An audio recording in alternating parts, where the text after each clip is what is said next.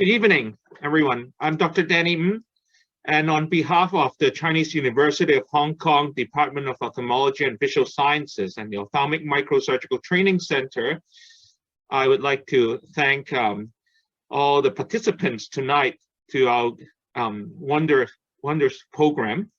And without further ado, I'd like to pass the stage to Dr. Douglas Lam, who will perform the opening for us tonight. Thank you very much.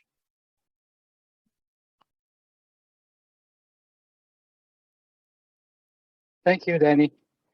Welcome everyone to the program tonight. We're going to have an exciting program with our topic, latest presbyopia correcting IOLs to serve diverse patient populations. Next slide, please. And tonight we have wonderful speakers talking about the newest IOL. We're going to start with Dr. John Chang. He's going to talk about the real world experience of panoptic in Asian eyes. And then we also have Dr. Arthur Zhang talking about his choices of PCIOLs to serve diverse patient populations. And also Professor Timothy Lai, who's going to tell us his initial experience in the latest XE-DOF Vivity IOL. So it's going to be really exciting. I hope everyone will get a chance to hear about the experiences about these new exciting lenses. And of course, at the end, we're going to open for discussions and the closing. We're going to have about 20 minutes for that. And to remind all of you, next slide, please. We have CME points, okay? For those who will have completed 75% of attendance and completion of 2 sets of MCQs with 50% correct answers for each set, will get 2 active CME points. And for those who did not answer the MCQs and submitted, will get 2 passive CME points for attending tonight's program. I would like to remind all of you who would like to get these CME points to log in either via the app or to log through the website in the icmecpd.hk and put down your answers for your points. Next slide, please.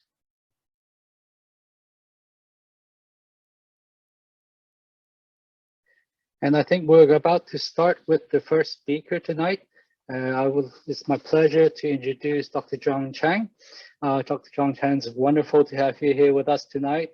And he's super active in the development of refractive surgery and cataract surgery, especially.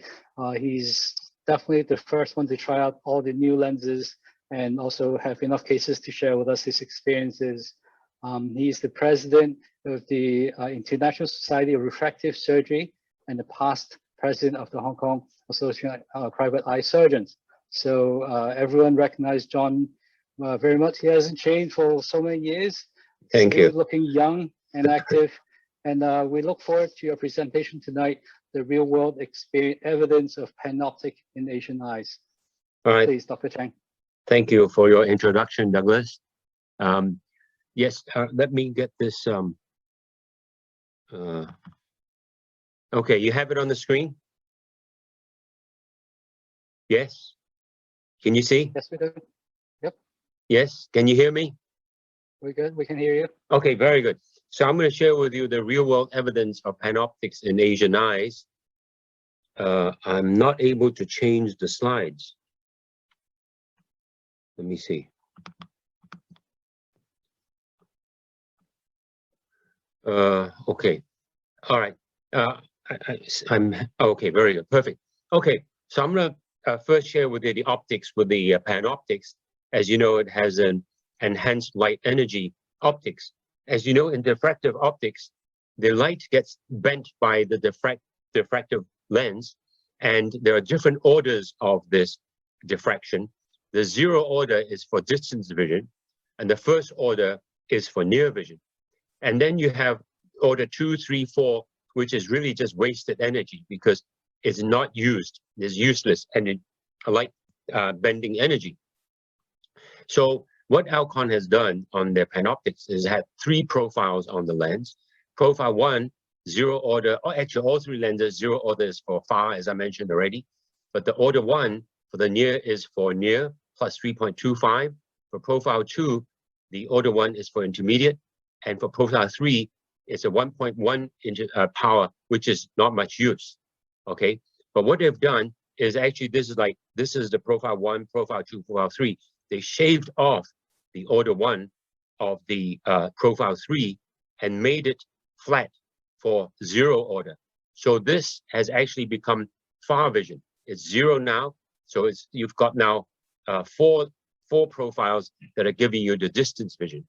And the order 2, as you can see, is wasted in profile 1 and profile 2, and order 3 also wasted.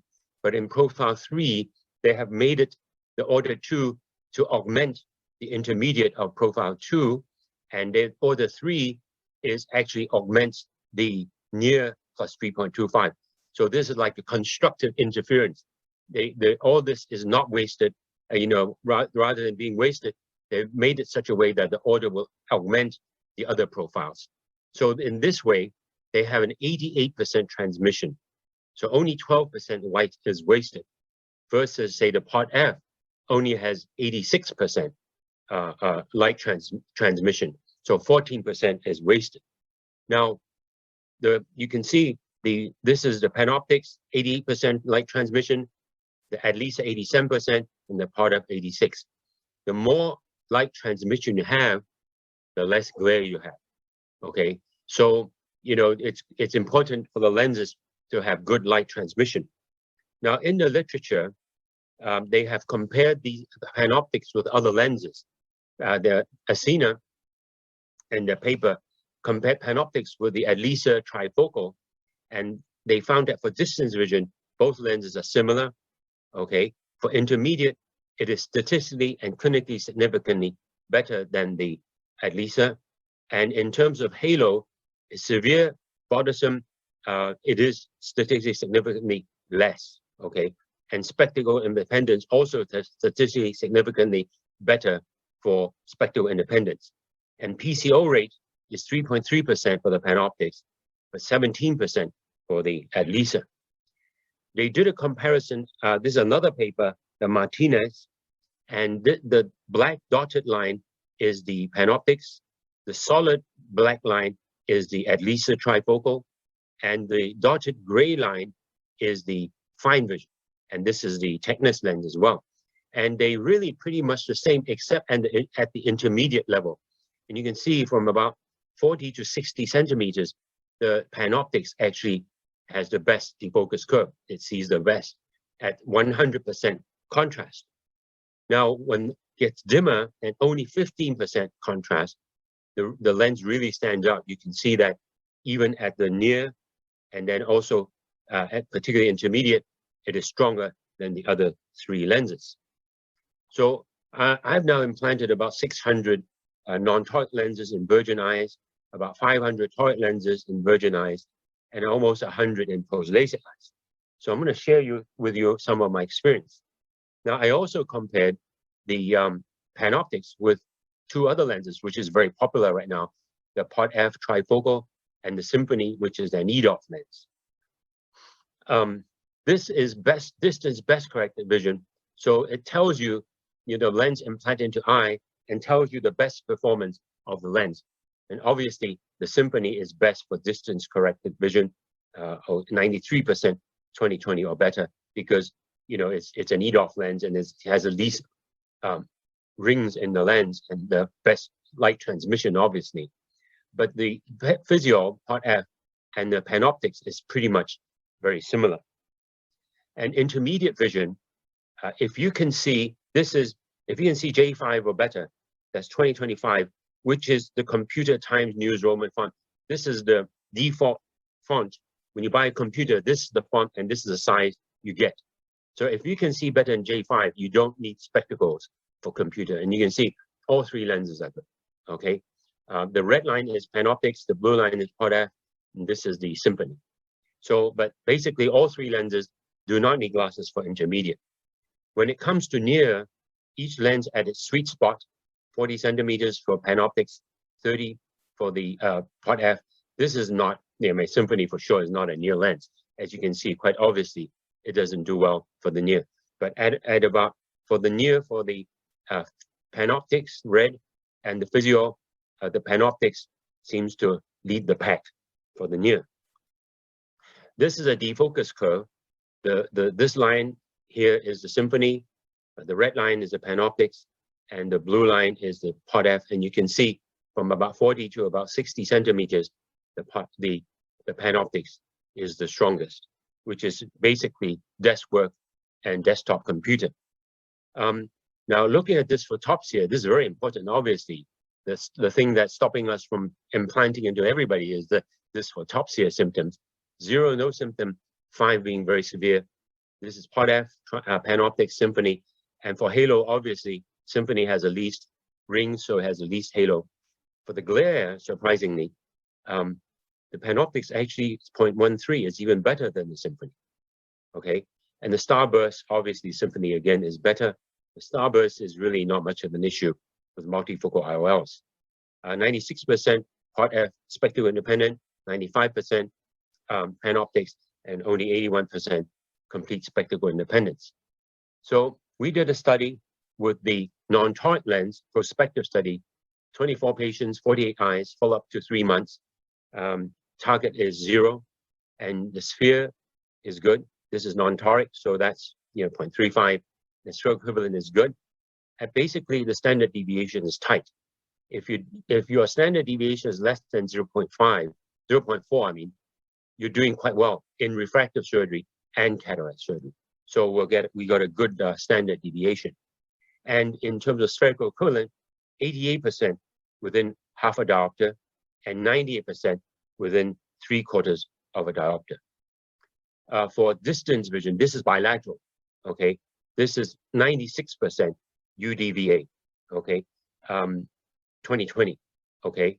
And only one eye was 20/25. So only one eye 25, the rest is all 20/20. Okay, and UDVA. And for intermediate, the 92% J2 and 100% J5, as I mentioned. So this lens, none of the patients require glasses for intermediate vision. For near vision, 100% J1, okay, bilateral vision, okay? So lens does very well. And no eye lost any vision in this group of patients. And bilateral, if you look at the defocus curve, this is 20/25, 0.8. So you can see bilaterally, it's almost like an EDOF from about plus 0.5 to minus 3.25. It's pretty much above, 0.8 or 20/25. Contrast sensitivity within normal range, drop a little bit below the for the higher frequencies. So I tell my patients, your distance vision will suffer a little bit. I tell all my patients, I do warn them, okay? And visual symptoms, again, halo is 2.35, 2.38 out of 5, 5 being the most severe, and glare only 0.17, and actually only 1 out of the 24 patients reported glare, and starburst 1.33. And we asked them about the satisfaction, and 0 being very dissatisfied, 5 being very satisfied, and the average is 4.58. And the minimum, the worst, is a 4, okay? And all patients were completely spectacle free. The halo and glare, we use the halometer, and there are different types of halo. This is Zeiss, the Zeiss halometer. This is the ring. Now this is no halo and glare, of course. This is without any halo and glare, but this is the type 1, type 2 halo, and the glare. Let's take a look. Average dysphotopsia of 24 patients. Okay, they have halos, type 1. Okay, and there's a little bit of glare, as you can see. Okay, there. So this is how it feels, the patient. And this is type 2, and actually 14 out of the 21 patients have this type of halo. So the other one, only 4 patients had this kind of halo. Okay, and 14 out of 21 patients have this kind of halo. You can see this type of halo, and they also have some glare. Now, this is actually, I had my assistant who's a high myo and high astigmatism, and she had not had any surgery, and asked her to do this halometer, and she actually has some halo and glare. So we naturally have some. people who are highly myopic or have a lot of astigmatism naturally have a lot of halo glare, especially patients with cataracts. So, I'm not trying to play down anything, but they can, normally we have halos already. So, you don't have to worry too much about it, but you must tell the patient, okay? I tell my patients, at least 80% of patients have permanent halos. So, I warn them beforehand, okay? So what about toric lens? Well, we looked at 84 eyes with about 100, average 152 follow-up. And again, the sphere is good. The cylinder is post-op. This is cylinder 0.4.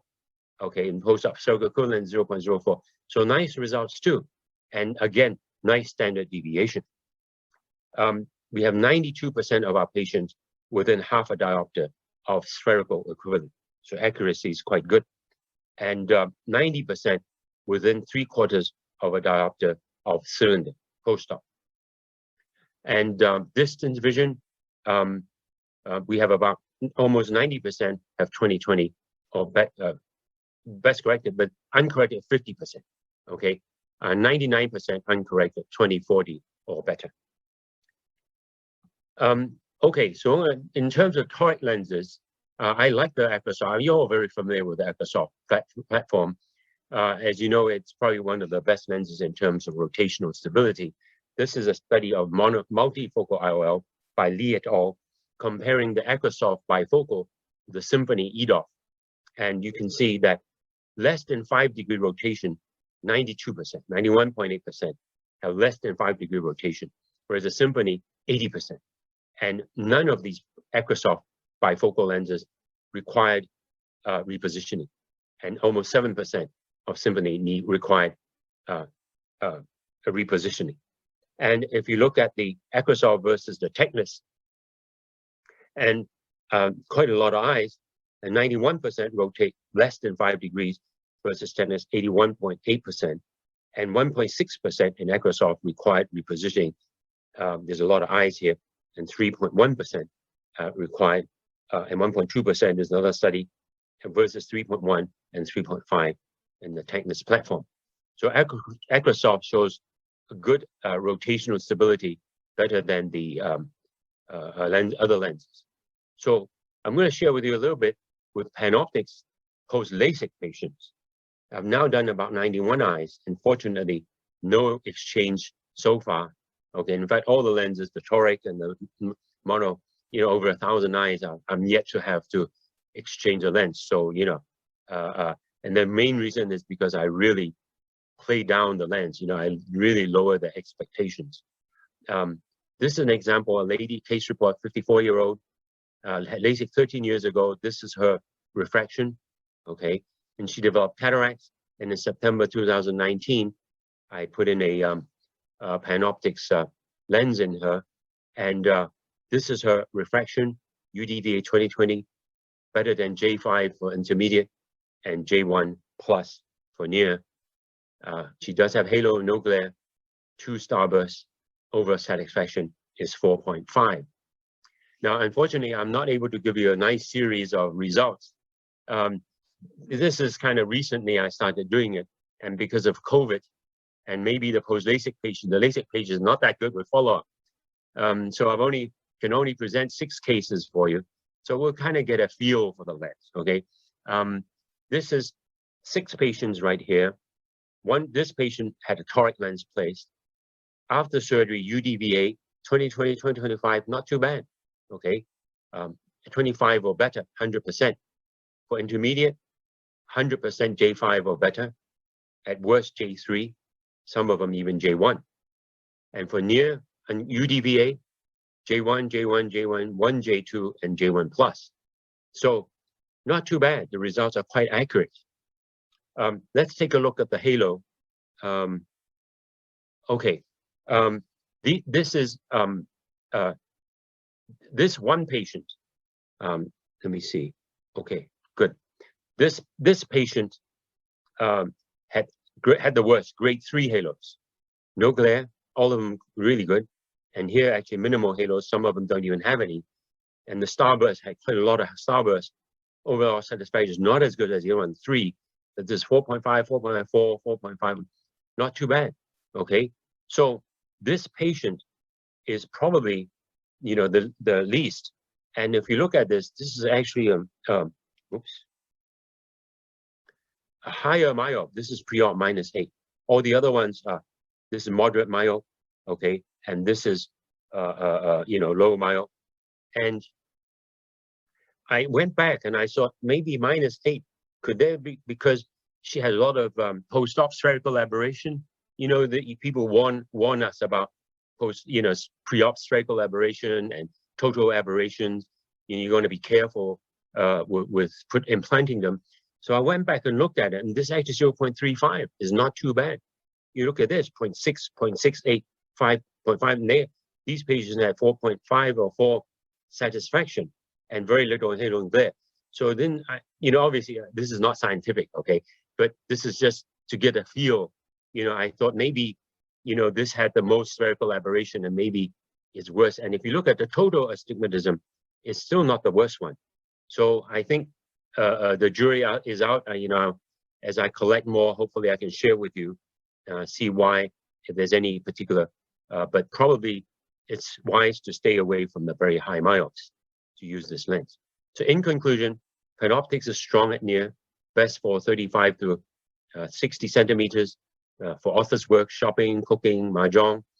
From planar to -3, it bilaterally behaves like an EDOF. And there's no eye loss vision, 48% actually gain, and high spectacle freedom, and a low PCO rate. In terms of pearls for multifocal IOL, you got to consider the patient's visual status. Do they have cataracts? If they're cataracts, then they already have halo and glare.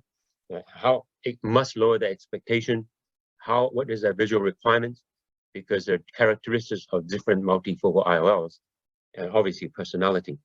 I lower their expectation as much as I can. I tell them over 80% will have permanent halo and some glare, especially initially. Surgery is not completely spectacle free. You still need glasses for intense work and night driving. Very small print in dark environment is still difficult. And there's a risk of waxy vision, even double vision, and may need IOL exchange.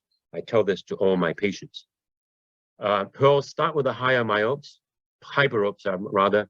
Even you put in monofocal lens, they're happy. So, the good way to get some confidence and get a feel for the lens. The other thing also, you should start off with the, like the Vivity or, the EDOF lenses. They have less, dysphotopsia problems. So you can get more of a feel with that. But obviously, it's a balance between symptoms and spectacle independence.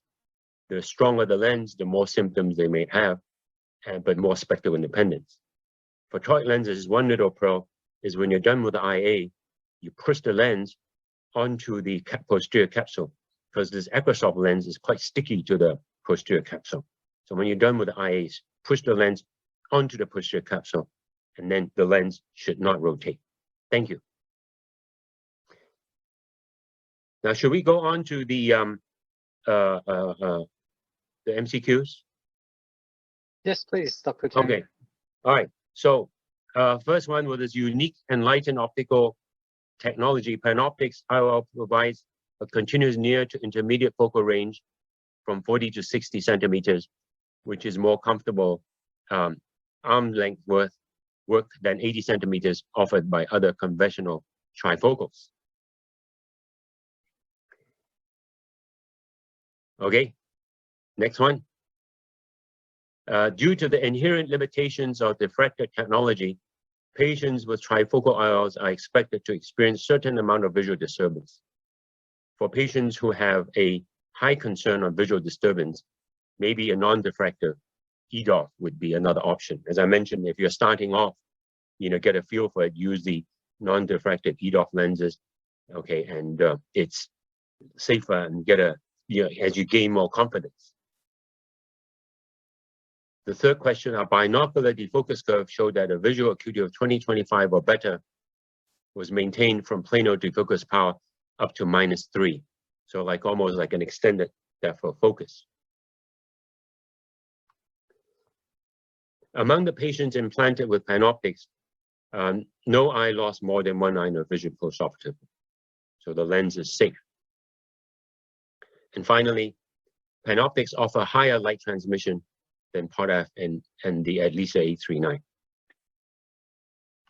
Thank you. Thank you, Dr. John Chang. Wonderful presentation. I wish I have so many cases that we can plant in the PanOptix and compare, but wonderful results. It was almost amazing. Thank you.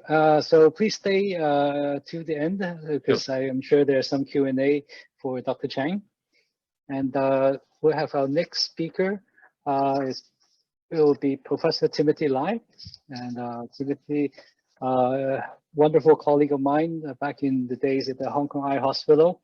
And now he's in private practice, still alumni of the Chinese University DOVS, Vice President of the Asia Pacific VR Society.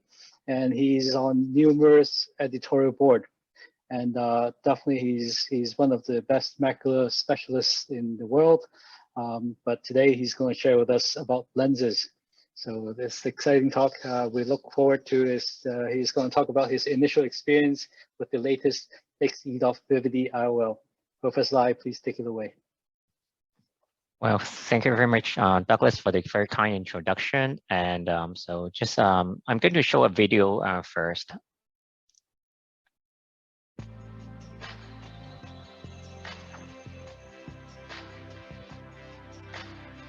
Welcome to this video on the mechanism of action of the Acrosoft IQ Vivity IOL.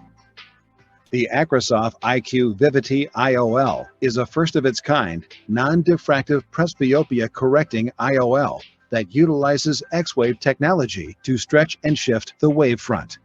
Acrosoft Vivity IOL utilizes essentially all light energy, giving patients an extended focal range with a monofocal visual disturbance profile. The Acrosoft Vivity IOL's X-wave technology consists of two smooth surface transition elements in the central 2.2 millimeters of the IOL.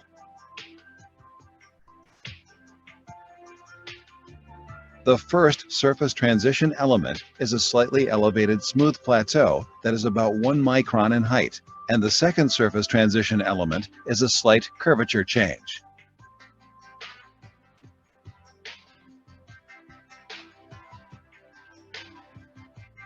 With presbyopia, the focused light falls behind rather than on the retina when looking at close and intermediate objects.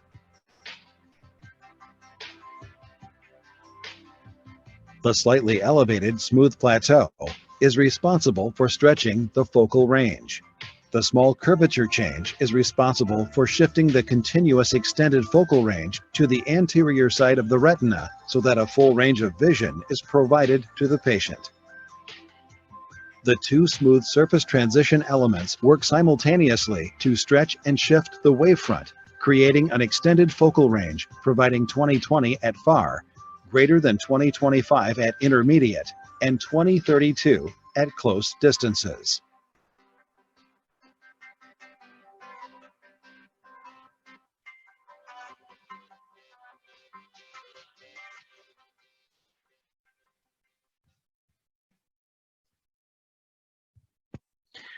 Okay, so in this talk, I'm going to share my initial experience with this latest extended EDOF or XEDOF Vivity IOL.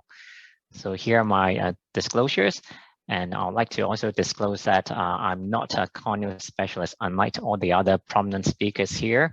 So I'm giving this talk mainly from the perspective as a non-corneal specialist or and as a VR surgeon. So as you know, many surgeons do not like implanting these presbyopia correcting IOL, and actually I had been one of them. And so they did a survey looking at why these ophthalmologists are not implanting the lenses. I think it's just like myself, I'm quite scared that patients might be complaining of the visual disturbances, and this is actually what they found in the survey. So 78% of surgeons actually, they do not personally implant these lenses because they worry about these visual symptoms. And therefore, there is actually a very high unmet need that we have to have a lens that can actually reduce these visual disturbances and provide the vision which is like a monofocal kind of lens. So the top, they did another survey on the payers, ophthalmic surgeon, and economic buyers, and they found that the top priority that you should find a solution is to find a lens that can correct presbyopia, but also have reduced halos and glare. And the second is to have like a monofocal kind of mesopic contrast sensitivity.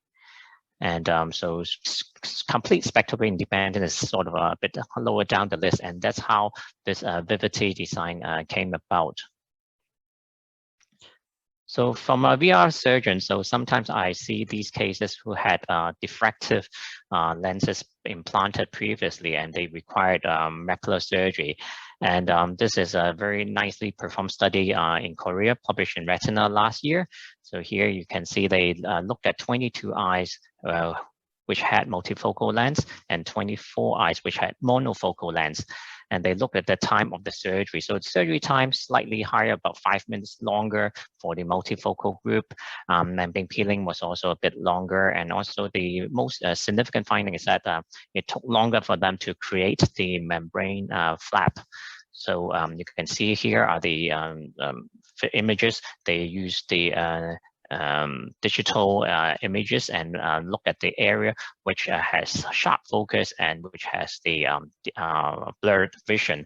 And you can see the yellow circles these are the cases on the left side are those which had multifocal implanted, and you can see the area which is sharply focused is actually quite small on the edges. It actually became a bit blurry. So for us, when we are peeling the membrane, so it might cause some trouble. So you have to do the manipulation a lot more to focus the microscope, as well as to tilt the eye every now and then to find a good focus so that you can initiate the peel. But of course, and with experience, these are not major challenges.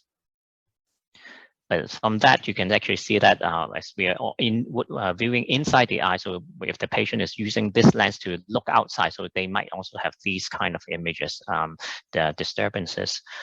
So if you look at this review in the JCRS, so the Dr. Cohen and also Dr. Shirakuma, they said that IOL based on non-diffractive technology may actually be the best solution. So because they look at all these published data, the current technology basically, they fall short in providing a monofocal-like kind of distance visual acuity. So from the optical point of view, non-diffractive actual technology, which do not split the light, might be the best outcome. So my previous experience, so with presbyopia correcting IOL, so I've seen quite a lot of patients seeking second opinion about the halos and glare after presbyopia correcting IOL, and some even requested to have the IOL exchanged. And I also see many patients who do not have pristine eye, so they might have a fine periretinal membrane, or they might have post-LASIK, and so might not be too suitable for the conventional presbyopia correcting IOL. And so I've still implanted several presbyopia correcting IOL in the past, but only in patients who already had the same model in the fellow eye with no complaints. So I'm very, very conservative. But this is until last year when my partner, who is a very good anterior segment surgeon, Dr. Alfred Leung, he actually recommended let's give you should give Vivity lens a try, because he has been implanting it early last year and now has over 100 patients implanted with the lens, and he's quite happy with it, and that's why I started. So I'll be sharing some of my experience later on.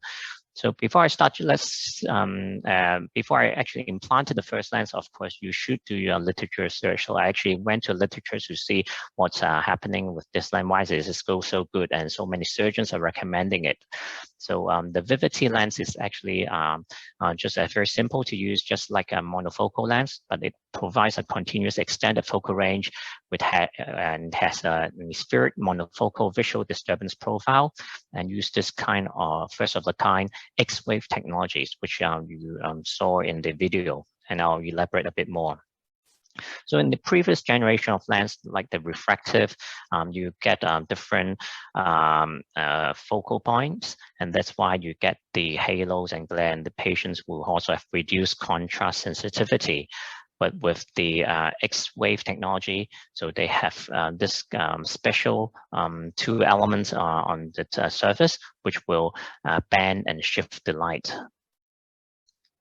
So the lens basically looks like a typical Acrosoft monofocal lens, but if you magnify it, you can see this center has a plateau elevation of about 1 micron.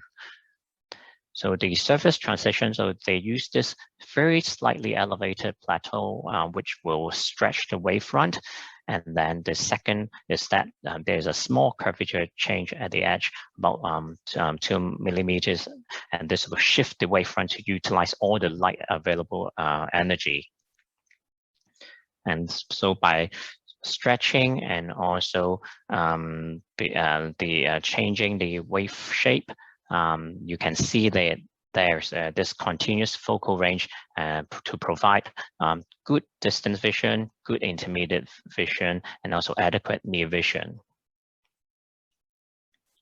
So this is what we call stretch and shift, and they never split the light, unlike those diffractive intraocular lens. And that's how you get this Vivity lens. If you look at the other EDOF lens in the market, which is the Symphony, it's actually central elevation is actually much higher because it's still a diffractive EDOF lens, and the elevation is about 5 microns, so it's about 5 times greater, and actually this will split the light. Whereas for Vivity, because it only has a very, very tiny elevation, this will not split the light, and therefore it will utilize all the light energy. And if you look at this and light intensity distribution picture, you can see this is the typical monofocal, so good distance and intermediate start to drop off the light intensity. With Symphony, because it's a diffractive design, you can see here distance is a bit bright, here some splitting, and then here intermediate, you see smaller light intense area, and then here at the end, at the near, you can see a splitting as well. For the AT-LARA, which is also a diffractive, and you can see this splitting is even more severe. But for Vivity, you can see with the X-wave technology, you can see this light band is very, very consistent all throughout the distance and intermediate and start. The near is also not bad as well, and you can see there's not much light splitting like the diffractive lenses. So how about the clinical outcome? So there were 2 pivotal clinical trials, one performed in the US, one performed globally. So quite large studies, so over 500 eyes, and they had bilateral implantation, so randomized to both eyes had Vivity, and both eyes had the Acrosoft IQ followed for 6 months. So inclusion criteria, so in the clinical trials, of course, they had to be more cautious.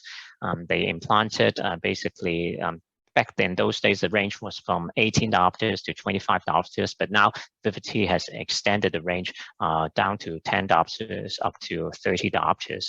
And the other important issue is that you should look at the patient's astigmatism. So if they included only patients with regular astigmatism measured by autokeratometry, and this is also what I've been using as well for my patient selection, because with high irregular or astigmatism or even astigmatism of more than 1 diopter, these patients unaided vision for the distance or would not be too satisfied. For exclusion criteria, they excluded many cases with anterior segment, posterior segment pathology, but as the lens has been using elsewhere in the world, so we've got now many good reports saying that the Vivity lens can be implanted in patients with various ocular pathology like glaucoma or post-LASIK and also retinal conditions. So how do the result compare with the monofocal lens? So you can see distance 2022 overall. So logMAR scale here is 0.04 for the Vivity lens, which is comparable, not statistically significantly different from the monofocal lens. For the uncorrected intermediate vision, is much better than the monofocal lens, so it's still about 20/25 vision. So this is J1 vision for the 66 centimeters, so like viewing the computer. And here you can see for near vision, it's again better than monofocal lens. So 0.21, so that is 20/32 near vision. Then that's very useful already for your cell phone. Whereas if you use a monofocal lens, this will drop down below 20/40. And they also look at the pupil size influence onto the vision, and you can see this best corrected vision, and for either distance or near, they were not affected by the pupil size. And even with a large pupil, you can see very consistent result with the Vivity lens showing a good visual acuity, and there was no drop off. So these are the patients reporting good or very good vision without spectacles in bright light environment. And you can see far away, 94% saying very good vision without spectacles for at the arm's length. So that's about like 60, 70 centimeters. 92% of Vivity patients still reporting good or very good vision without spectacles, whereas it dropped off to about 63% for the monofocal lens. And for the up close, so that's about like 40 centimeters, still about more than half of the patients reported good or very good vision without spectacles, whereas only about a quarter, 25%, they had, they said it's good vision. If you look at halo profile, it's also very similar to what you get in monofocal. So this is the monofocal, as Dr. Chang mentioned in his talk. You do get some halo, especially if you are like a myopic patient and high myope, you've got some distortion in the optical pathway. And you can see that for the Vivity lens, it's basically very similar kind of halo profile compared with the monofocal. But with the other diffractive EDOF lenses, you can see this kind of halo. This is based on, of course, bench data. In the pivotal trials, they also looked at these glare severity and also other disturbances like halos, and they looked at this. There's a validated questionnaire, and they look at the severity from none to severe, so grade 0 to grade 4. And they looked at patients which were not bothered by any of these, so starburst, halo, glare, hazy vision, double vision, dark area, or blur vision. And you can see the profile basically very consistent with the Vivity is similar to that of the Ecrisoft monofocal lens, except here, very interesting, blur vision. So 92% of patients with Vivity lens they are not bothered by blurred vision, whereas about 80% were not bothered by the monofocal lens. And this is actually even better for the Vivity lens. And why is that? Because probably these patients are having better intermediate and near vision, and therefore they're saying that it's even performing better than the group which had the monofocal lens. And this was actually statistically significant. And if you look at the other lens in the market, which is a Technis, you can see they also did a study comparing the monofocal option with the Technis monofocal. You can see there's a significant drop in the patients being satisfied with they're not bothered with these symptoms. So they also use a similar kind of a questionnaire. So you can see a lot of patients that experience starburst, halo, or glare because of the diffractive design. And if you look at the defocus curve, you can see the Vivity lens, it will become defocus a bit later. So that's why you get better near vision as well as intermediate vision. And this is quite consistent in both the global and the US trials. And another option that you can test the patient's near vision is by looking at the reading speed. So they printed out various font sizes, 0.20, 0.16 down to 0.8, and you can see there the Vivity lens is performing much better at all point size compared with the monofocal lens. So here are some of my cases. So so far I've done about 26 eyes in 18 patients, mean age about 65 years. Mean spherical equivalent is plus 0.21, so range from -6 and up to plus 3.5. So past ocular history included 2 patients with ERM, 1 post-LASIK patient. And so the target I chose for the whole group is about minus 0.3, range from -1, basically looking at the patient's preference, but most of the time I would aim towards ametropic. So all my phaco's were done with Centurion with via 2.2 millimeters clear cornea wound.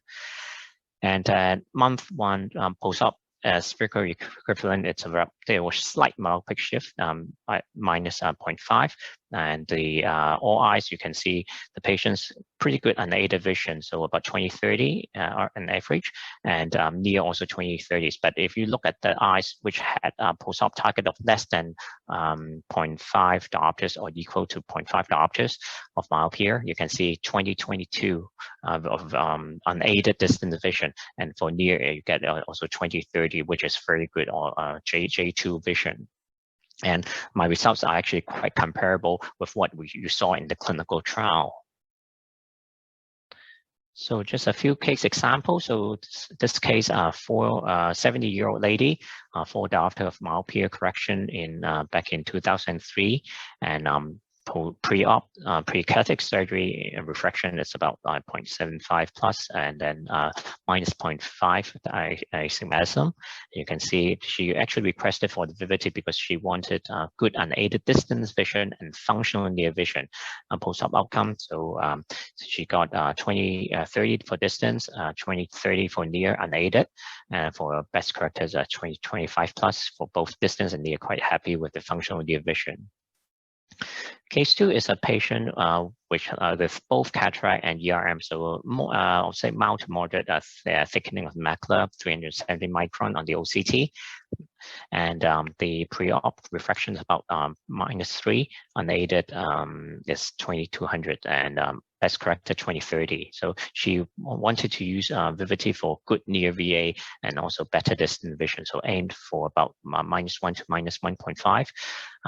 So I did combined surgery for her, and during the surgery, I had excellent visualization of the membrane, because this lens actually provided me the extended depth of field. So unlike what the monofocal experience I had, multifocal experiences, which I had, as I showed, it's just like the retinal paper showed earlier in this talk. So post-op, this patient unaided 20/60 and near can see 20/20, and the best corrected 20/20 for both distance and near, and she's very happy with both near and distance vision without any glare or visual symptoms. And finally, another case, this patient had previous ERM surgery, so not a pristine eye, had cataract worsening, so lens-induced myopia about -5.75 pre-op, and fellow is about -2.75, and not much cataract in the other eye. So she actually asked for better distance vision and functional near, so had a target of about -0.5, and after the surgery, 20/20 distance vision, 20/40 for near, and with just a bit of adding, I think she added about 1 + 1 or 1.5, and she get 20/20. So she's quite happy with the functional near, because the other eye actually can provide a near vision as well. So some tips. So I think you can consider the Vivity in many patients. So just basically talk to them, look at their age, relative presbyopia, pre-existing refractive error, status of the fellow eye is quite important. So that's how you choose the power, or other ocular conditions. So previous corneal refractive surgery, that's important because you need to use the proper formula to calculate the lens power. Also, the visual needs profession, and they should understand that this lens, it does not provide complete spectacle independence. So for very small print, you probably still need your reading glasses, but most of the time you are pretty happy with it without any glasses. So just to summarize, so Vivity lens is the first of its kind presbyopia correcting IOL, which can give you good distance, intermediate, and functional near vision for the patients. It has a visual disturbance profile just like a monofocal lens, and this non-diffractive X-wave technology, it stretch and shift the wavefront without splitting the light, which can utilize all the light energy for you to have good vision. So thank you very much. Thank you, Professor Lai. And I believe you have the MCQ following. So would you please proceed telling us the MCQs for tonight? Sure. Yeah. So here are the MCQ. So again, scan that QR code. So first question. So conventional diffractive EDOF IOL patients are likely to experience halos and glare after implantation. So second, Vivity IOL uses wavefront shaping technology to provide a continuous extended focal range. Third question, the visual disturbance profile of Vivity IOL is comparable to aspheric monofocal IOL. So that's basically all the graphs in the study comparing the Microsoft monofocal lens. Fourth is Vivity IOL is pupil dependent and fails to maintain distance vision quality in brighter environment. So I showed a graph on that. And finally, Vivity IOL has a central plateau elevation of 1 micron for stretching the wavefront. So thank you very much. Thank you, Professor Lai. Thank you very much for the presentation on this exciting new lens Vivity. I'm sure most of the private doctors might want to get their hands on, try to implant them.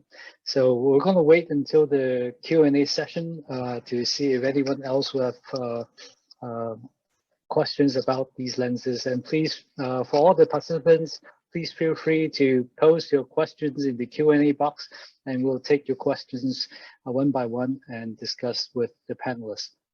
So we're ahead of time, which is great. Leave some more time for discussion, but we're going to move on to our third speaker, Dr. Arthur Zhang.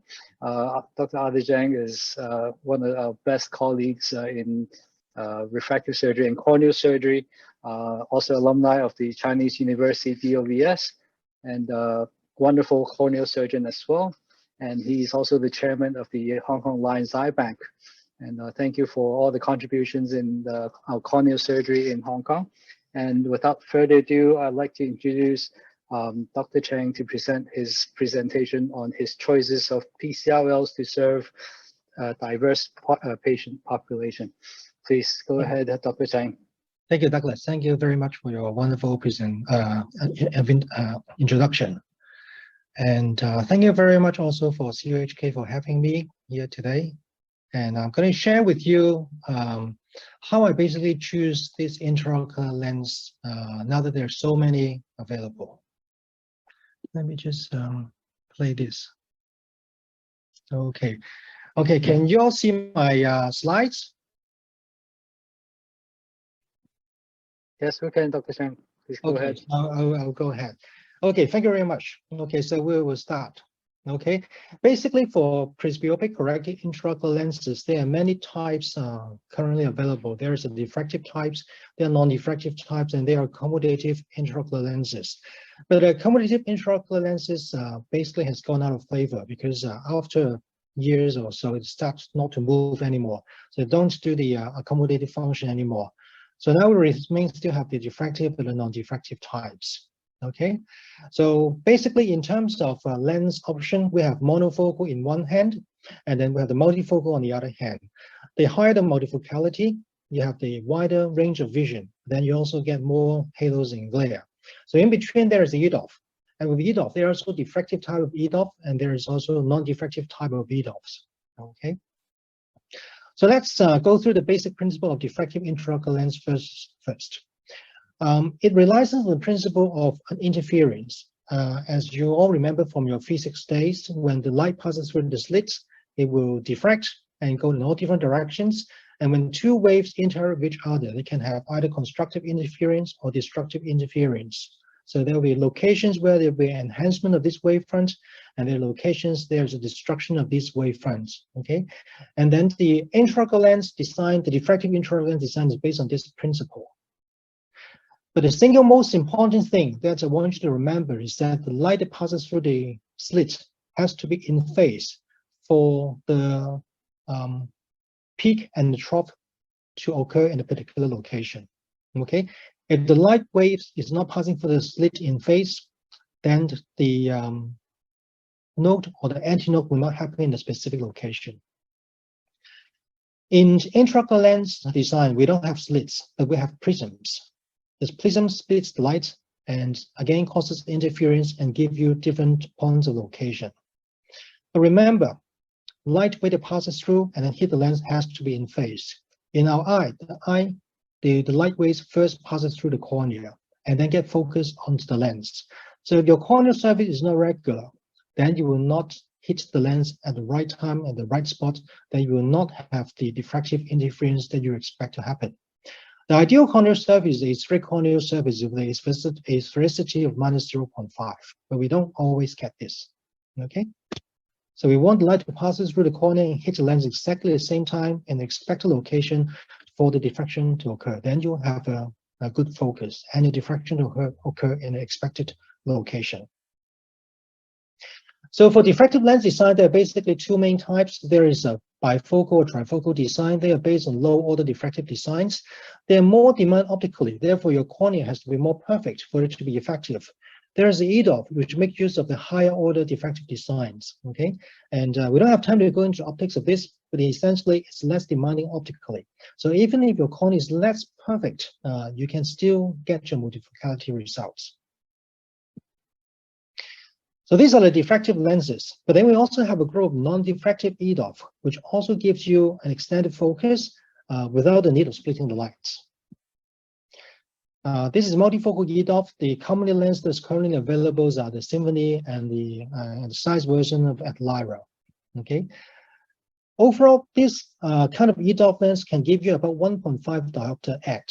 Okay, but as I mentioned before, the effectiveness of this EDOF performance is really based on the quality of the corneal surface as well. So even though on benchmark the lens can do very well, but if you put in a patient who does not have a very good corneal surface, you're still not going to get good results. And then Professor Lai talked about Vivity and the principle behind about the stretch and the shift technology. So I'm not going to talk about more here. But one thing I want to mention is that with the Vivity, there is over the center, there's an area, the curvature, which is quite different from the periphery. I think that's quite important, specific for Vivity, and that's what makes it good for distant vision as well. As compared to other type of lenses, which also a non-diffractive of EDOFs, like Lux Smart, it uses spherical aberrations in order to create a depth of focus. If I can remember what spherical aberration means, this is a patient with negative spherical aberrations. Okay, in negative spherical aberrations, the light that passes through close to the axis will get more focus in front of the retina, and in the peripheral way, we get focus more behind. And in positive spherical aberration is exactly the other way around. The peripheral waves get focused more in front, and the paraxial wave get focused more behind. Combining the two, the positive and spherical aberrations, you can create an extended depth of focus. And that's exactly what Lux Max is doing. But what happens is the patient has a small pupil. When the light is going through the center, then you will have distorted vision. What I think Vivity done is that in the center, the curvature seems to blend in with the periphery. So even in a patient with very small pupil, the light still passes through the center without much of a distortion. That's why you still get very good vision. With little halos and glare when the patients look at a distance. So you can see even the wavefront matches the center with the periphery, so it's a continuous wavefront. Okay, so even for more pupils, it works. So the questions I want to ask myself, given all these different type of lens, how should I choose for my patients? What criteria should I use? And from the history from the patients, how do I know which lens will suit them best? Okay, so in order to answer this question, I want to share with you a little bit about the optics of these intraocular lenses. When you put in an intraocular lens, for example, this panoptics lens, it gives you the power, which is the base power of the lens, and you also have this 2.2 and 3.2, which is the diopter add to this base power. The 2.2 and 3.2 is in the IOL plane. The corneal plane equivalent to 1.65 and 2.35. And the spectacle plane is 1.62 and 2.3. But giving you the number of diopter adds doesn't make a whole lot of usefulness to me. because it doesn't correlate to how well it will perform in your patients. I want you to introduce you a concept of focal range. In terms of diopter edge, I want you to think these lenses in terms of focal range. Basically, there's a very basic optical formula that you only need to remember. I'm sure you know it already. The focal point equals to 1 over the power of the optical system. Okay, let me go through a few examples to you. Now, first we go through with the monofocal lens. For example, if you put in a simple monofocal lens such as your Clarion or ZB00, there's only one single point of focus. Okay, and remember I said that the focal point is 1 over the power of the optical system. For example, you put a plane, you put a monofocal lens and you focus for plano. So the patients will be focused in infinity because 1 over 0 is infinity. So that makes sense, right? Now, if you put in a monofocal lens and if you make the patients slightly short-sighted, such as -2 diopter, then the focal point will be 50 centimeters because 1 over 2 is 50 centimeters. Okay. For the same token, if the patient is short-sighted after you do the operations, -3, then the focal point will be at 33 centimeters. Okay. So by using this method, you know exactly where the sweet spot of the patient is, and then you can easily adjust for your intraocular lens and tailor-made for your own patients. So going back to our panoptics in this case, the spectacle plane is 1.62 and 2.3. So if you aim for plano, then your focusing point will be at infinity, 61 centimeters and 43 centimeters. As you can see from this curve, the dotted line show us exactly infinity, 41 and 43 centimeters. Okay, of course you get a little bit more if the patient have a smaller pupil because you have a wider circle with this confusion. Okay, so now let's go back to monofocal. If you put a monofocal lens, sometimes you also want to give the patient a bit of monovision for them to see better in terms of distance and near. So how much do you aim? You can aim for -2 or -2.5, depending on how close you want the patients to read. But I'm going to talk a little bit more about monovision later on, but essentially we don't always aim dominant eye for distance, okay? Despite the classical teaching told you to do so, because it depends on the patient's lifestyle and activity as well. So let's go through some other examples. Other than monofocal, we now also have enhanced monofocal or monofocal plus. These are the monofocal lens that gives you a little bit wider range of focus. Examples are iHands from Johnson & Johnson or Fine Vision IsoPure. This has an enhanced prolate surface to give you negative square aberrations. Overall, it gives you about half a diopter of diopter edge. So what does that mean in terms of focusing range? Okay, suppose you put the lens in and you're aiming for plano. So you have plano that gives you focus at infinity. The 0.5 edge will give you a focus of about 2 meters. So from 2 meters onward to infinity, you will get the patient in focus. On the other hand, for the same lens, if you are going to aim for -1.5, then your focusing distance will be 66.7 centimeters. And together with that half a diopter edge, your focus will be at 50 centimeters. So you will notice that even if you have the same lens, same diopter edge, but if you're going to aim for distance versus aiming for near, then the focusing range, the range that gets your patient in focus will be quite different. So you can see that if you think in terms of focusing range, it gives you a better grip of how the patients will perform after the operation. Of course, if the patient has a smaller pupil, it gives you a wider range because of the expanding these circles of least confusion.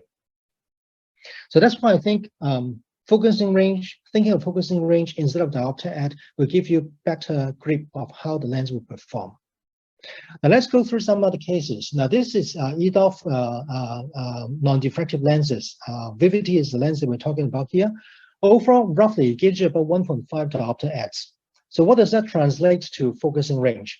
If you put the lens for plano, then your focusing distance will be at infinity and 66 centimeters.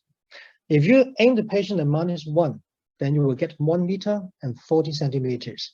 If you aim for more, 1.5, then you will get 66 centimeters and 33 centimeters. So you can play around with your target in order to see, in order to get the range of focus that you want for your patients.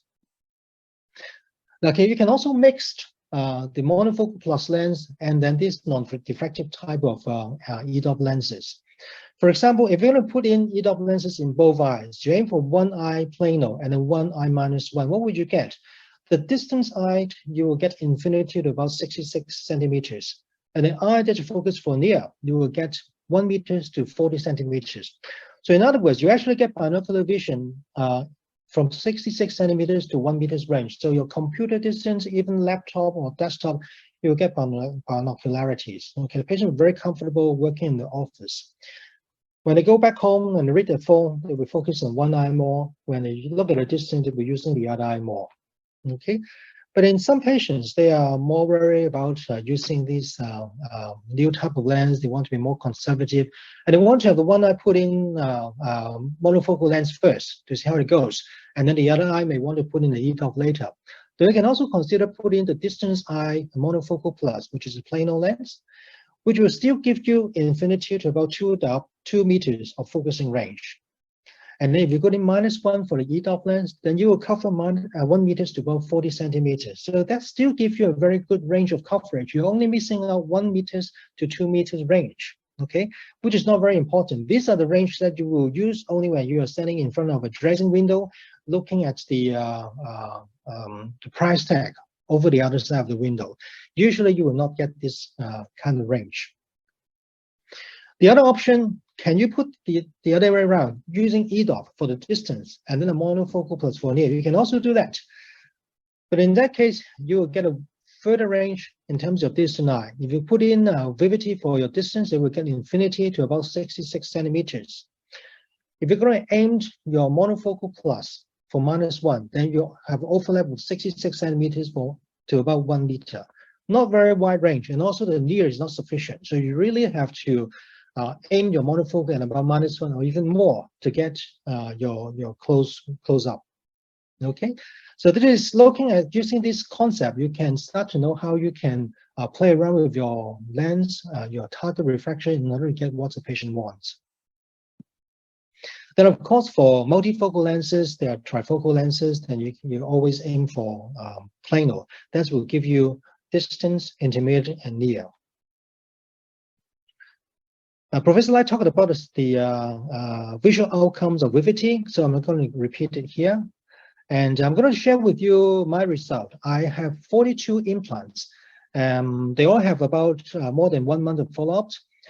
I do have a little bit more patients with implants in post-LASIK patients, and then 11 implants are post-LASIK eyes, and then 31 is without any previous refractive procedures. Okay, so here are the results. Left side is non-refractive cases, and on the right side is the refractive cases.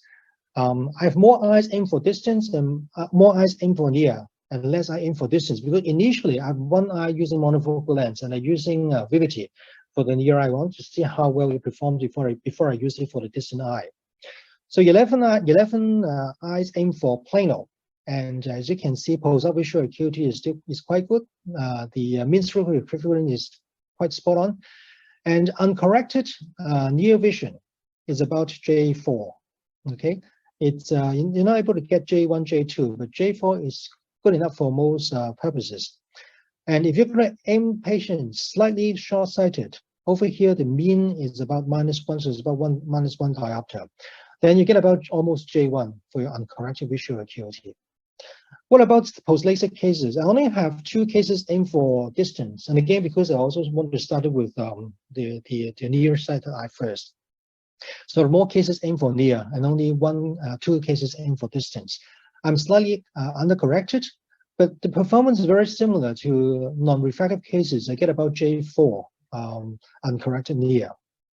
For the eye that is aimed for near, on average, I get about 1.45, and I'm also able to get about J1 to J2.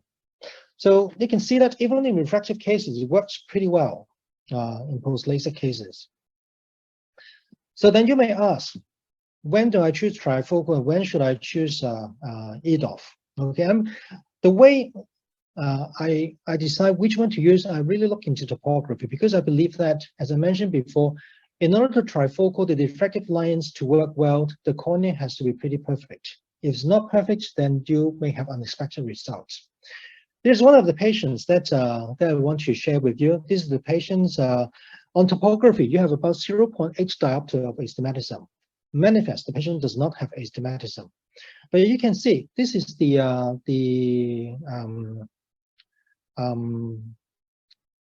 keratometric value of the astigmatism. You can see the astigmatism is not quite 90 degrees to each other. It's slightly skewed to one side. So this is not a regular astigmatism. If you look at the cross section, this is the center of the cornea, moving up to 2 millimeters out, 4 millimeters out, and 6 millimeters out. And looking at the flat and the steep meridian, you can see that on one side there's no astigmatism, but on the other side, out of 4 millimeters out, you have about 1 diopter of astigmatism. Okay, if you look at the pupil here, these are the area that light passes through the cornea and get focused on the lens. You can see a majority of the light that goes through this orange area will be very close to what you expect.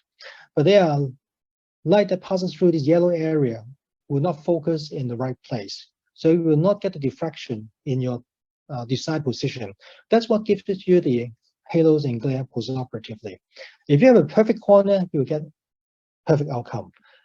In a patient like this, you may get away with it because the majority of the light that goes through the pupil still have the same refractive keratometry value. But if the pupil gets bigger during the nighttime, yes, you can see the pupil here is about 3 millimeters. At nighttime, if you go up to about 5 millimeters, you will have more light going through this green area. And you can see that the green area will have a K value about 43.5, as opposed to the orange area, which is about 45. So it's about 1.5 diopter of difference. And that's why when the light passes through this area, you focus more in front, and the light passes through here, you will focus more behind. And that's why you don't get a perfect diffraction to happen at your multifocal lens level. So corneal topography will give you a lot of information about how well your patient can perform. And what about astigmatic cases? Astigmatic cases is even more complicated, okay, because you get so many different types of astigmatism, and these are perfectly normal cornea. Patients did not have any refractive surgery before, it just comes naturally. This is a perfect astigmatism, okay. First, the pupil is right at the corneal apex. You can see the pupil center and the corneal apex coincide.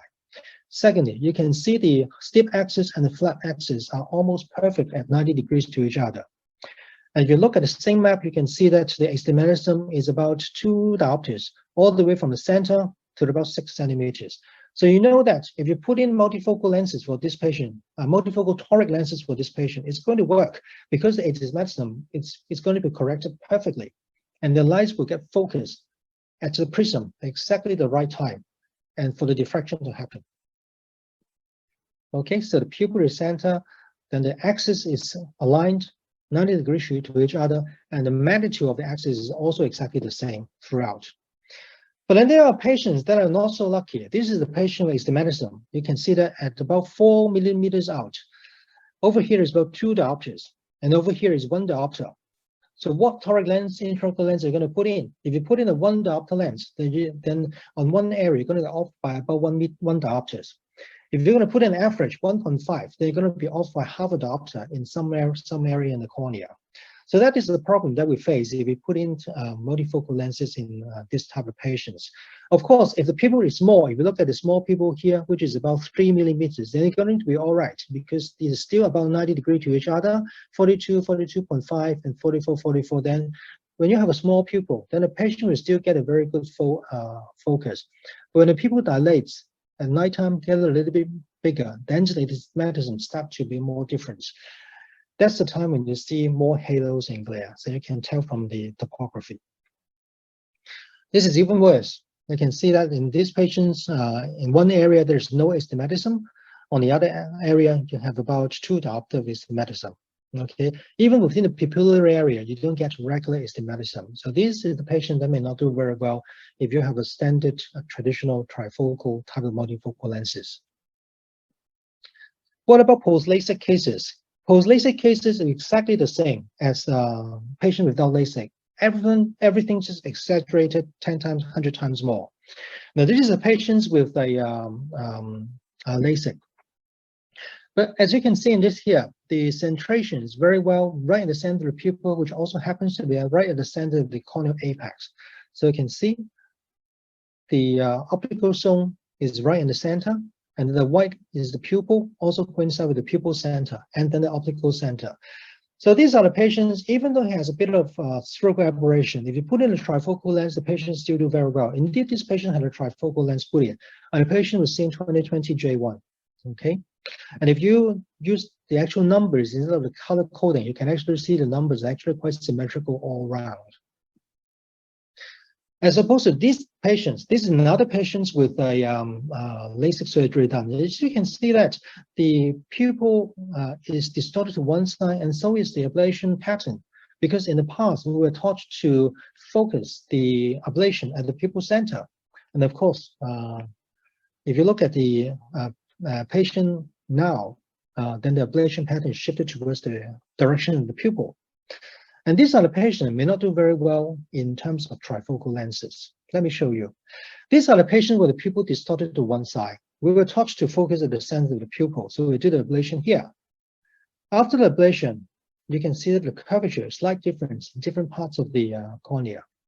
And again, if you use the center rotation function of the op scan, you can relocate the pupil to the center. And indeed, you can see that in one area, the curvature is much steeper than the rest of the cornea. You can see that half of the cornea, the curvature is more than 40. The other half is about 33. So you can see there's about 10 diopter of difference for the light that goes through the pupil. The light that goes through here is have 10 diopters more than the lights going through here. And of course, you're not going to get the lights that hit the lens at the same time because they have different curvature, and you will not get the expected diffraction to happen at your lens level. So these are the patients, if you put in trifocal lens, you're just asking for trouble. Okay, so you can see if you see the blow-up picture, if you can see the actual numbers here, you can see it's 41, 41, 42, and over here is about 34. So around about 6 to 10 diopters difference, even within the pupillary area. So these are the patients the best to avoid diffractive time of lenses. Okay. So just a little bit more information about monovision. The classical teaching is that we aim dominant eye for distance, but you have to understand the concept behind. The reason for monovision is because when you have a dominant eye, the image of a dominant eye will take over the non-dominant eye, so that it will be less tiring. So you have a dominant eye for distance. When a patient is looking at a distant object, then the image will be very strong, it's very powerful. It's going to take over the non-dominant eye. So when the patient is looking at a distance, they're going to feel very comfortable. But then when they read, they're going to use their non-dominant eye to read. Then it'll be less comfortable. Okay, so that all makes sense.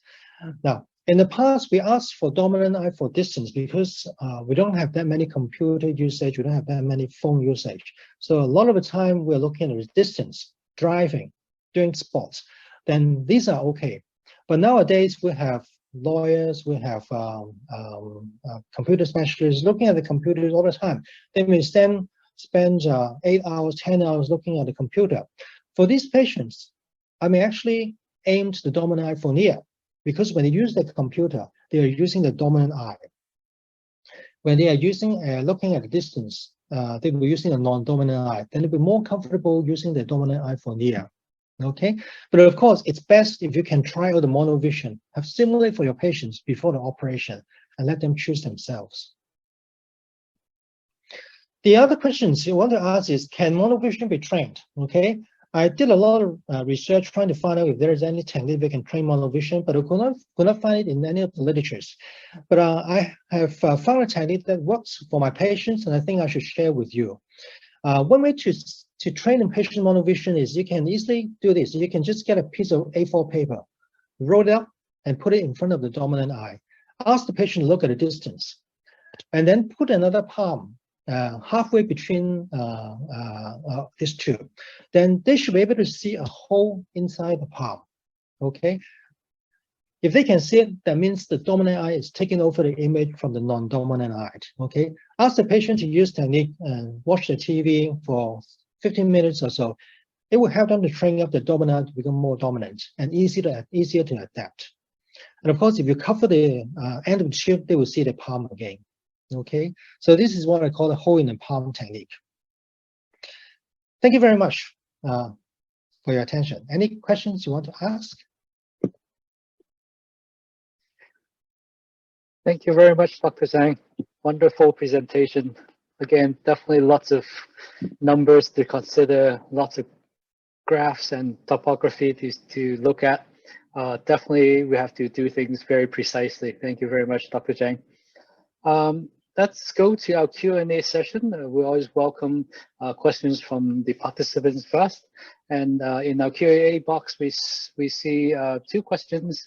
And I would like to invite Dr. Zhang to come on first.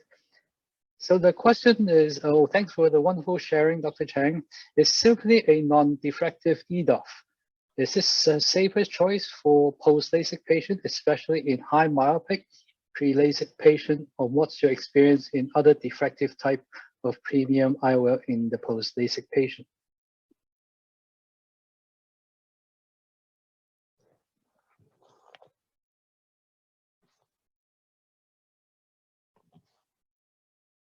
Sorry, this is for John Chang or Arthur Chang? Oh, for John Chang. Yeah, oh, I'm sorry. Okay. Okay. Apologies. I was waiting for Arthur to answer. The Symphony is an EDOF lens. It is a diffractive lens. Okay, and I use it for high myopes. It's a safer lens because it has less glare and less halo. Basically, over -8, I pretty much stay away from the trifocal lenses. I use an EDOF. I think that's the best, safest way to do it. Was there another question? Sorry. Yes, and also the one following, one of the participants asked, based on your past experience on post-LASIK patient, is it better to use True K in the Barrett formula? Yes, it's actually very confusing because it has True K and Total K. So the iMaster now has the True K and the Total K with the Barrett, and that's what I use. I find that's probably the best. You have to be careful with the Total K. Don't use it if you're using the Hagus formula, because Hagus L considers the posterior cornea already. So for the Hagus L, you don't use the Total K. You just use the Hagus. Don't add the Total K.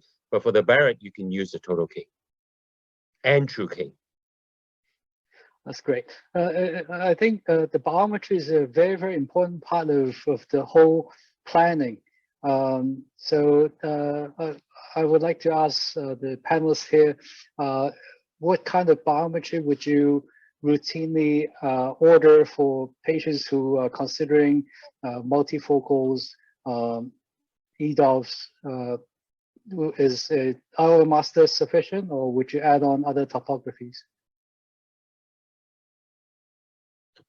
Maybe I'll answer first. I normally just use our master for patients with a normal cornea. In patients with refractive surgery, I will also look into the topography. As I mentioned before, if the topography is not symmetrical, or if there are some distortions, then I will be very hesitant to put in the diffractive type lenses.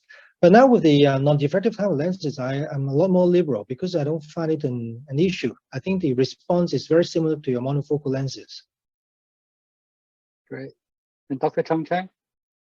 Yeah, I actually do use the iMaster, but I also use the Pentacam because the Pentacam shows me the topography very well. So, like Arthur says, you really have to have, if you're putting in these trifocal lenses, you need a very symmetric cornea. You don't want your pupils, the angle kappa to be too large. You really have to look at all those. The pupil has to, offset cannot be too great. And the irregularity is very, very important. Yeah. Okay, so even for virgin eyes, would you guys use the True K in the Barrett formula, or is this, would you want to go with the conventional formulas as before, as compared with the monofocals? Same I use the True K. Would you? Yeah, True K, it's all True K. Yeah. Okay, wonderful. Good. Let's move on to the third question. That's for Arthur Zhang. So one of the participants asked, have you mixed the ICB with Vivity together? and how were the real world results? I think you covered it a little bit in the range of focus, correct? That's right. That's right. Yes. Basically, for these type of patients, I started with the ICB first. These are the patients who really want their monofocal lenses.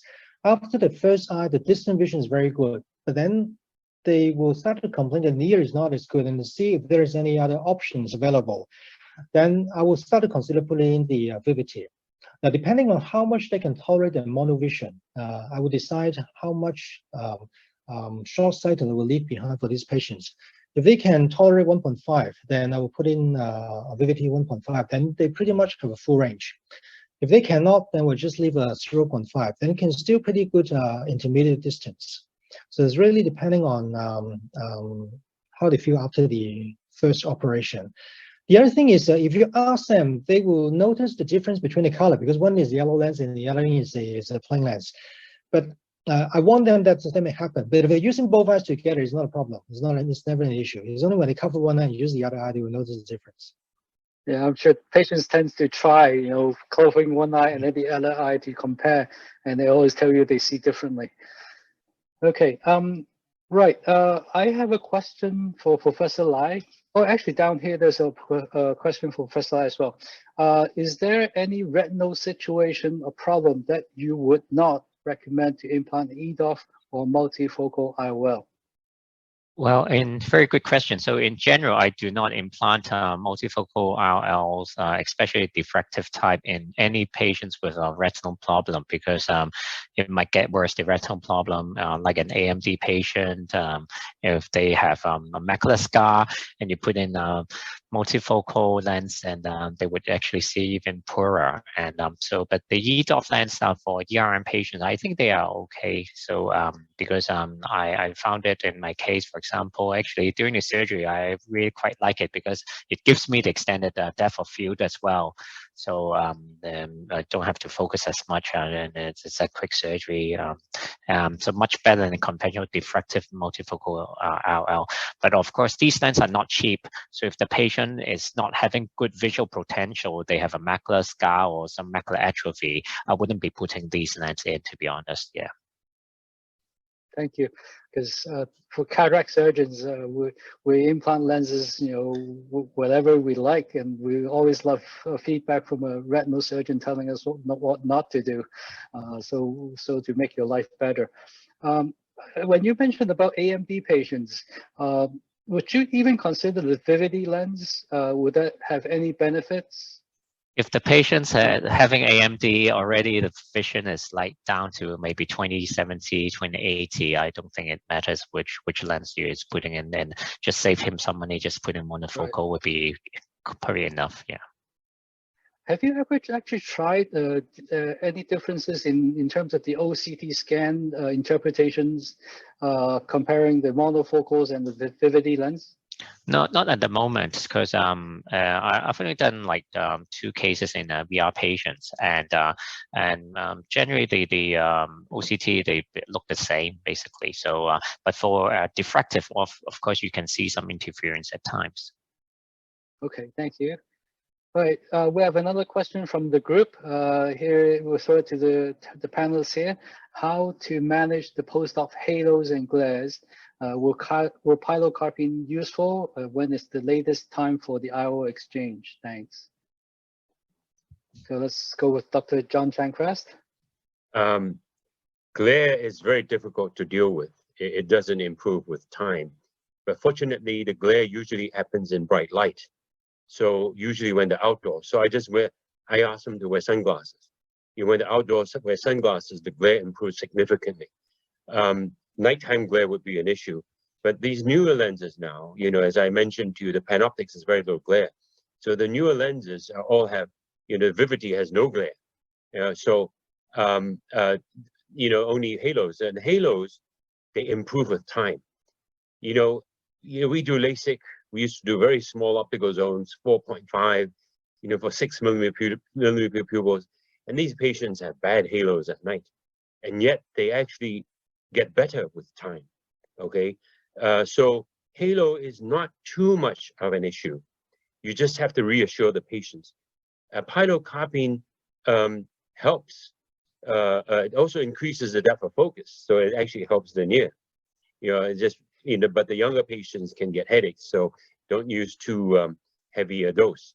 Or you could use alpha-GAN, which also shrinks the pupil a little bit. And how about, have you ever recommended time for IOL exchange if everything fails? Yeah, usually about 6 months. If it's glare, I exchange it much earlier if they're complaining. I think I usually give them about 6 months to 9 months. Give them a lot of reassurance, but that's about the usual time I go in for an exchange. But fortunately, as I said, now the Panoptics, I put in, about 1,000 eyes, and so far no exchanges. So these newer lenses are really quite good. And I doubt very much the Vivity. They will want the Vivity out. I doubt, I think that is not going to be a problem. Yeah, I'm sure they're really good. How about you, Dr. Arthur Zhang? Yes, I think halos and glare is part of the multifocal lenses. It's just part of the properties, basically. They can only get used to it, cannot really eliminate it optically.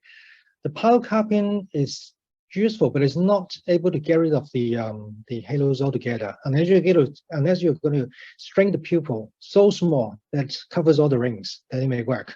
But then if people are so small, then you also have the night vision problem. Diffractive. Yeah, the latest time for IOL exchange, I will also say about 6 months to 9 months. I have explanted the patients 1 year after the procedure. But the longer it stays, the more difficult it's going to expand. And it's also harder to put in the new lens unless you put in new lens in the sulcus. And Professor Lai, anything from you? Because using pilocarpine has been my nemesis. It always scares me that documented to have retinal detachment. I don't think so, but I actually don't put in that many non-diffractive. I only put in the non-diffractive Vivity lenses, and the previous one I have been putting on it's a Restore, which is of course a diffractive lens, and basically the patient had a very good vision with that in the fellow eye and not complaining. That's why I put in the fellow eye as well. But then I try to avoid other lenses. Nonetheless, for our exchange, I do encounter some patients who needed it, and I actually, if the patient's just 1 or 2 months post-op, I wouldn't be telling them to go into the OT. And sometimes I just say, well, it might take some time. And even after like 6 months, some patients are still improving, so they don't need the exchange. But if they really want the exchange, I wouldn't wait for too long, because as Dr. Zhang mentioned previously, the longer we wait, the harder it will become the surgery. Right. Yeah, I will agree with all of you. Again, a lot of chair time and talking that we have to do when patients experience the glare and halo. You always tell them to give some more time, and definitely 6 months time will be a good amount of time for any sort of neuroadaptation to dampen the glare and halo. Right. Yeah, we still have some time. I would like to explore a little bit with Dr. John Chang about his experience with Synergy. If there is anything, how would you compare the Panoptic with the newer type of all-distance lens Synergy? The Synergy is good, except it's a little weaker at intermediate distance. The Panoptics is strong at that. The near with the Synergy may be a little stronger, but I have some patients come back and they kind of think the intermediate is not so good, but the distance and the near is quite good, So you really have to, make each lens fit for each patient. So the patient doesn't need much intermediate and they want good distance and near, you might want to think about the Synergy or the Pod F. If the patient is more intermediate, then you go more for the Panoptics. So, you really have to tailor make. You got to really need, it's quite important to tailor make the lens. You know how the lens, each lens performance, look at their defocus curve and fit this for the patient. Just like Arthur was saying, which is great, he tailor makes it for the patient's requirement. And the trifocals, I do that as well. Going back to the halo, I just want to do that. the key, I tell my patients, you're going to have halos. This is the price you pay for the surgery. Okay, you want good near vision, you're going to get halos. So it does improve with time, but you have halos. So, you know, and you kind of talk to the patient, get a feel for the patient. If the patient is very obsessive compulsive, forget it. Put it in monofocal. I tell them, you're monofocal, you can have halo, right? Even monofocal lenses, you have dysphotopsias. So this is kind of an important thing. The pre-op, post-op is going to waste you a lot of time. But if you tell them preoperatively that they have that problem and they come back with it, at least they won't blame you for it. And then you do the exchange and there's, okay, well, you know, I took the chance, this is what happens. So this is the key, is, as I was mentioned, lower the expectation. I tell all my patients, this is the price you pay, halo, okay? All these lenses have halo, okay? If you don't have it, you're lucky. I would agree 100%. I mean, pre-op, I would just tell them this is one of the weaknesses Of the lens. Yeah. And if you can handle it, then you're good. You know, if you experience it, it's just like 80% of the patients who had it before. So that's great. Thank you. Dr. Zhang, do you have anything to add about Synergy and Panoptic? I actually find Synergy good in terms of near vision, but the distant vision is not as good. And you sometimes have to almost make the patient hyperopic in order to get the distant vision good. Yeah, this is something that I prefer Panoptics more. But there is for Synergy users where you really have to push past that plano target, and that scares people a lot. In terms of, I mean, for Panoptic Vivity, in terms of biometry, would you actually target? Well, hopefully, when all the calculations are right, you get a 0 there. If the target falls either slightly negative or slightly positive, how would you choose the lens according to the target refraction? I would just choose the one that's closest to 0, whether it's positive or negative. If it's exactly the same, I would choose the positive. Okay. And how about Dr. John Chang? We actually we're doing a study. We're trying to see, you know, in the earlier days when we had the refractive lenses, it's good to be a little hyperopic because they have less dysphotopsia symptoms. So a lot of surgeons have carried this over with refractive lenses. Well, we did, you know, I think about 20 patients or maybe even more. And we bring them back and we gave them plano and see how the halo is doing. We gave them -0.5 and we give them +0.5. And then, you know, just make them a little bit hyperopic, see if the dysphotopsia symptoms is any better, and there's no difference. So like Arthur says, you go for plano, you know, and I actually aim a little bit for myopic if the patients don't drive. So, you know, I want them to be stronger near. Very, very good. Thank you. And actually, very interesting cases you presented, Dr. Arthur Zhang, about the post-LASIK patients. If you encounter patients like those decentered ablation, those are, you know, they're still keen to have unaided, good vision, distant near. Would you offer maybe enhancement first with the topo-guided treatment, and then wait for the time to come to implant the trifocals for those patients? That's one of the options, but as you're looking at a few more operations, as you know, topography guided treatment after the procedure, you're still going to end up some refractive errors. Then you put in the lens, which may not be 100% perfectly spot on. They're going to have another enhancement procedure. So you're going to end up with a few enhancement procedures after you did the cataract operation. Okay. Okay. Thank you. Okay, so we still have a little bit of time, but I think for the sake of, we're having this hosted by the DOVS Microsurgical Technique, the workshop. I would like to invite Dr. John Chang to give the trainees some of the tips and pearls of managing a toric lens from pre-op to intra-op to post-op. Would you please kindly tell us a little bit of your tricks? I use, you know, the IOL master which I find is very, very good with the toricity. There's one thing you can do for calculation is the Barrett has a integrated formula, which is very good. It's free on the APSRS website. For the cataract during surgery, obviously the smaller the incision, the wound, the less induced astigmatism. And again, you make sure the astigmatism is regular astigmatism. I do a smallish. I usually do a smaller CCC than I would with a non-toric lens, just so that the anterior capsule kind of can hold the lens a little better. Some little additional help, I think. And also, as I mentioned already, after surgery, at the end of the surgery, when you're done with the IA, push that lens back a little bit, towards the posterior capsule.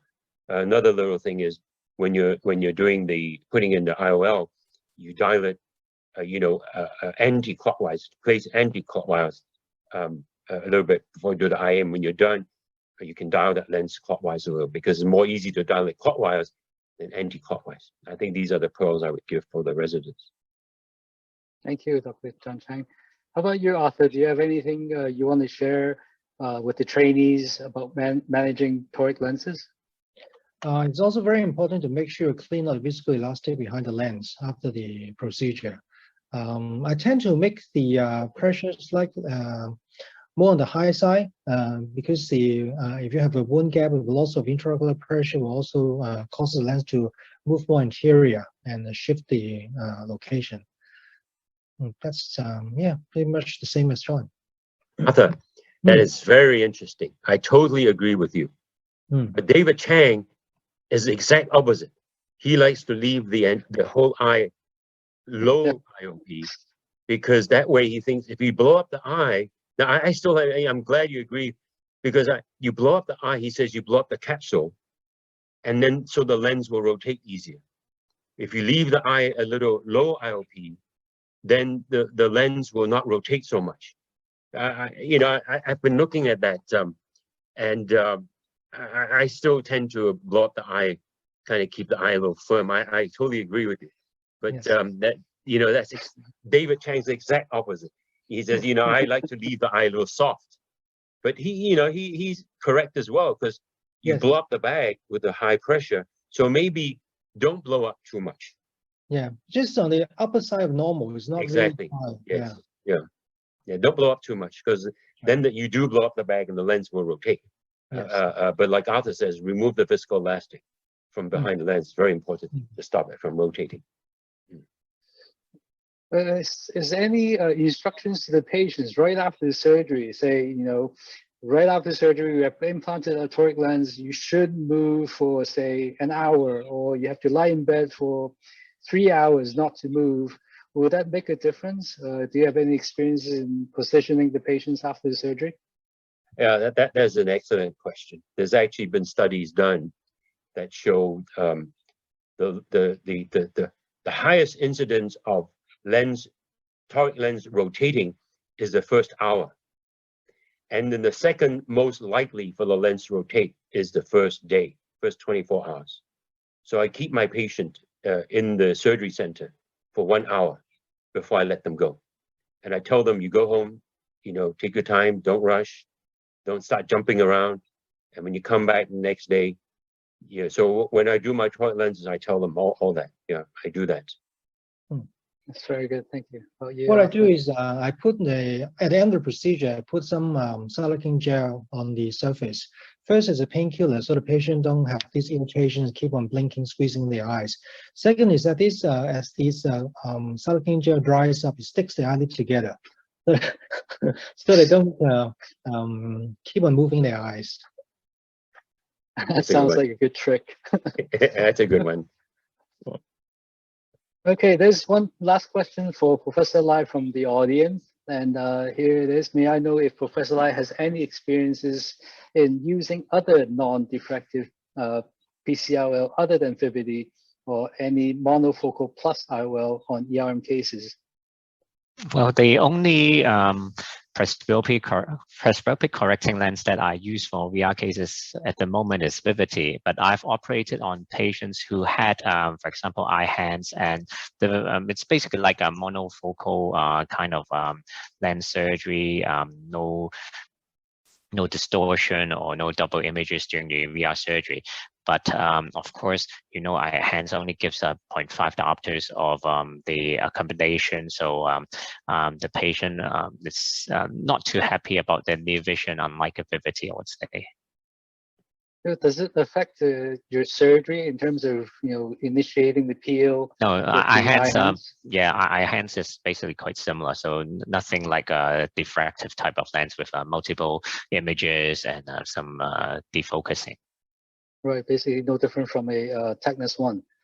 Great. Well, I think we have a very, very good presentation and discussion tonight. And I would like to thank Dr. John Chang, Dr. Arthur Tang, and Professor Timothy Lai for coming out and join us in this evening. We hope everyone takes home something good to improve their surgery.